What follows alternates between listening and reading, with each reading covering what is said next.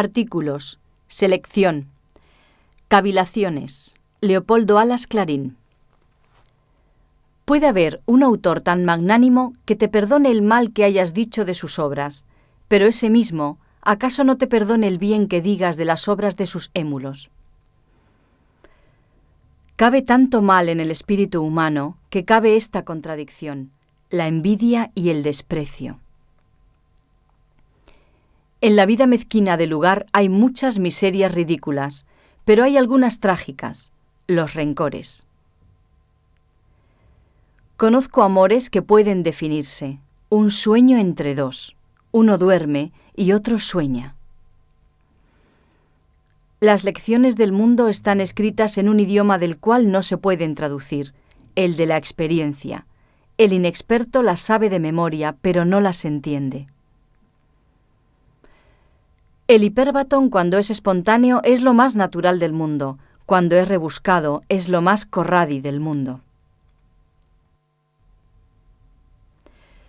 En la biblioteca de mi pueblo hay un subterráneo donde yacen enterradas las obras de Rabelais, de Voltaire y de Strauss. ¡Qué gran vino cuando lo beban nuestros nietos! Hay muchos que creen imitar el estilo de Víctor Hugo, cuando en realidad solo imitan el de sus traductores. Señales infalibles de gusto grosero e inculto: hablar alto, dormirse en el real, llamar ruido a la música y acastelar organillo. En las federaciones de la amistad suele haber un pacto tácito, el de la igualdad de ingenio y de fortuna.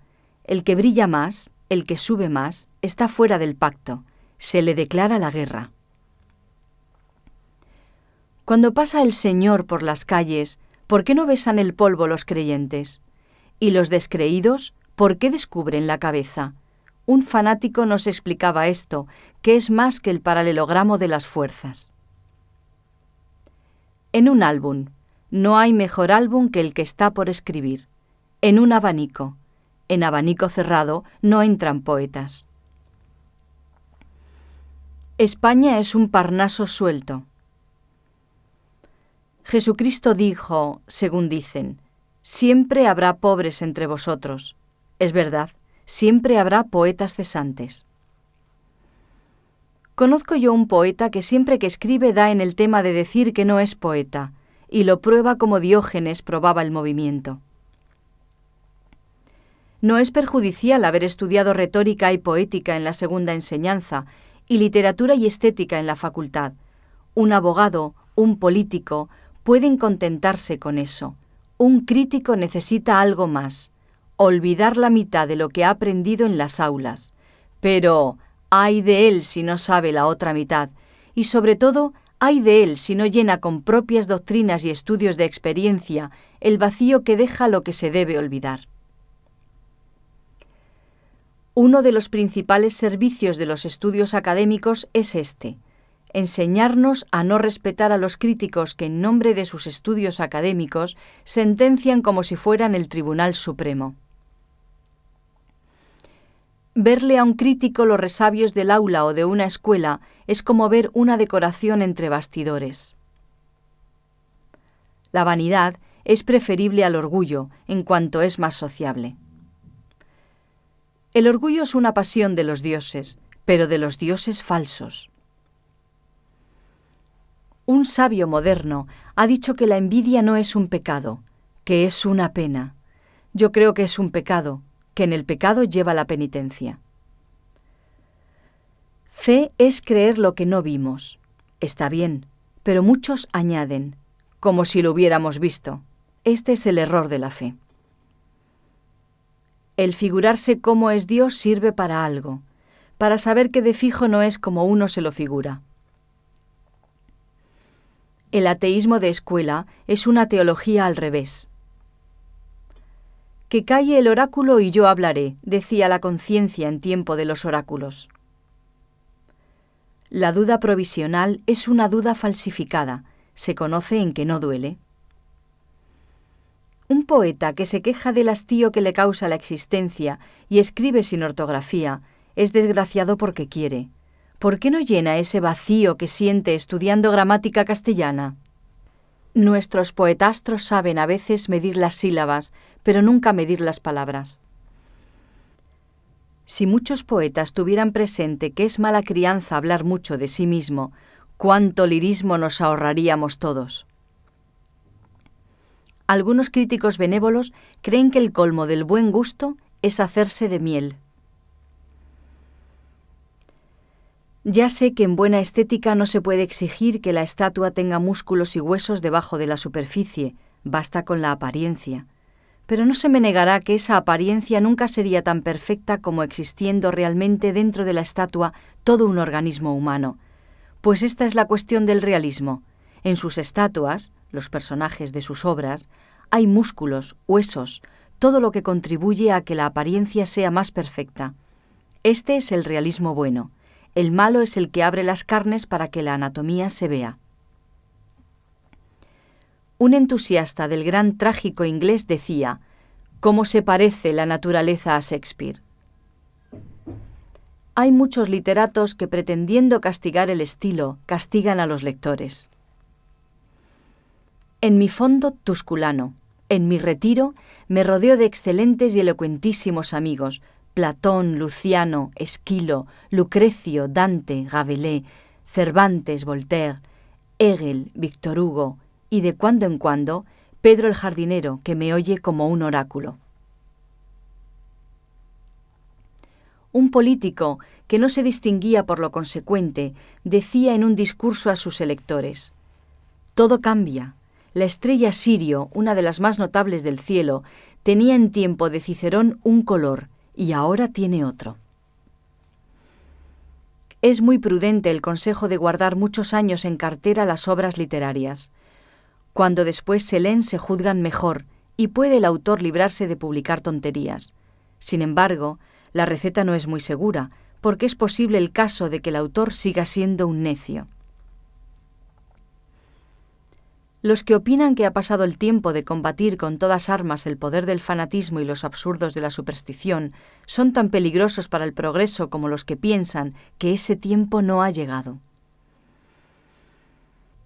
Es una exigencia peregrina la de aquellos que piden al libre pensador que niega su asentimiento a las afirmaciones dogmáticas, pruebas basadas en otras afirmaciones positivas. Olvidan que, en derecho, affirmanti non neganti incumbit probatio. Una de las mayores amarguras del crítico es tener que estar muchas veces de acuerdo con los envidiosos.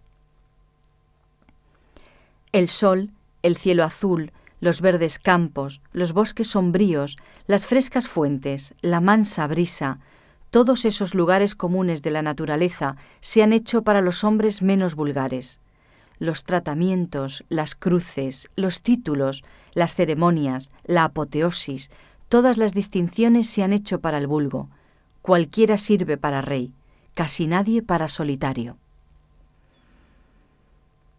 Es mucho más fácil aprender el buen tono de los salones y dirigir bien un cotillón entre príncipes que admirar dignamente una puesta de sol.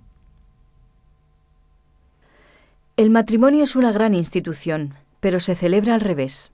La ceremonia debía dejarse para el último día de la unión en la tierra. Al morir uno de los esposos, la Iglesia y el Estado, previa declaración de las partes, podrían decir con conocimiento de causa: ese fue matrimonio. Todo lo demás es prejuzgar la cuestión.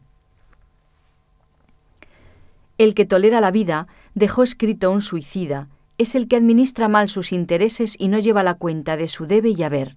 El que se mata hace un balance y se declara francamente en quiebra. El horror instintivo del vulgo a la teoría de la descendencia se me antoja un indicio de nuestro origen humildísimo. Hay algo del orgullo del pavo real, del caballo o del gallo en nuestra antipatía a los monos. No hay nada menos natural ni menos sencillo que la naturalidad y sencillez que afectan a algunos filósofos que han aprendido en la escuela la sencillez y la naturalidad. Es más natural el artificioso vivir de otros de su clase, pues el artificio es lo natural en quien vive lejos de la naturaleza. Se han inventado muchos sofismas y frases de efecto para disculpar el plagio literario. Los autores honrados deben proceder en esto como los comunistas. Cuando son personas decentes, ponen en tela de juicio la propiedad, pero no roban. Algunos escritores que se llaman festivos creen llegar a la gracia y al desenfado de los verdaderos humoristas copiando sus frases familiares, su desaliño natural y sencillo. Es como si el pobre pretendiese presentarse al ministro, a quien visita, de bata y con babuchas. Verdad es que el alto dignatario le recibe en ese traje, pero es porque está en su casa. Los imitadores en literatura son imágenes del maestro reflejadas en espejos convexos. Cuanto más se acerca el espejo, más deforme es la imagen. Una polémica no termina cuando se dice la última palabra, sino cuando se ha expuesto el último argumento. Muchas polémicas parecen interminables cuando no han empezado todavía. El camelo, moda literaria que quieren resucitar algunos poetastros, nada tiene que ver con la poesía jocosa. No es más que la impotencia que acaba por burlarse de sí misma. La poetisa fea, cuando no llega a poeta, no suele ser más que una fea que se hace el amor en verso a sí misma.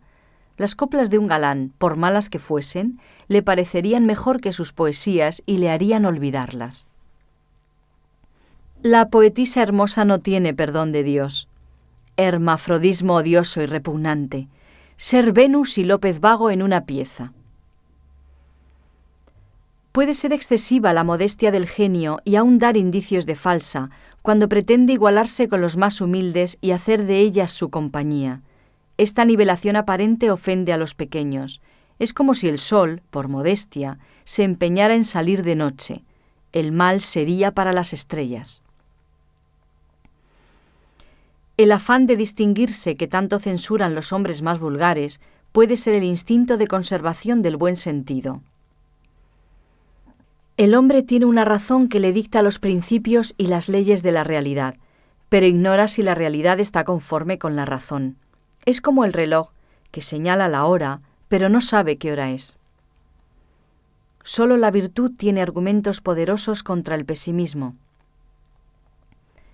Comenzar a vivir procurando el aplauso de las gentes no es dar pruebas de necio. La necedad está en insistir. Mucho más grande que no admirar nada es no despreciar nada. El desencanto que sufren los necios cuando se acercan al hombre grande y ven su pequeñez se parece al del niño que sube a la cumbre para coger la luna y ve que la luna está mucho más alta. Toda filosofía que pretenda merecer que la estudie el hombre experimentado no debe dejar entre lo accesorio la teoría del dolor. No abordar este problema o tratarle con fórmulas sin fondo es huir la dificultad más real del objeto último, según los más, de la filosofía. Comprendo al novelista que profundiza y estudia con minucioso análisis los caracteres que le rodean. En el arte todo esto parece bien, pero no comprende que el que quiera vivir contento y en paz con sus semejantes se entregue a tal estudio. El día que en la soledad no oigas una voz que te distraiga y consuele, puedes llorar la muerte de tu único amigo. El hombre práctico, por excelencia, no practicaría nada que no conociese bien en teoría, pero este es el práctico teórico. En la filosofía del amor tiene razón el positivismo, solo se conocen hechos. En la vida de pueblo se desarrollan vicios y miserias de que suele estar libre el cortesano y además existe el germen de los vicios y miserias de la corte. Si la crítica se practicara como una religión, los críticos serían casi siempre mártires, pero ni los más severos ni los más orgullosos creen firmemente, en los casos de apuro, que su oficio es un sacerdocio. Los filósofos pesimistas suelen equivocarse en su sistema y en las consecuencias que deducen de los datos recogidos, pero los datos casi siempre son ciertos. Esto es lo más triste del pesimismo. Los enemigos del afán de filosofar verían acaso satisfechos sus deseos si lograsen suprimir el miedo a la muerte.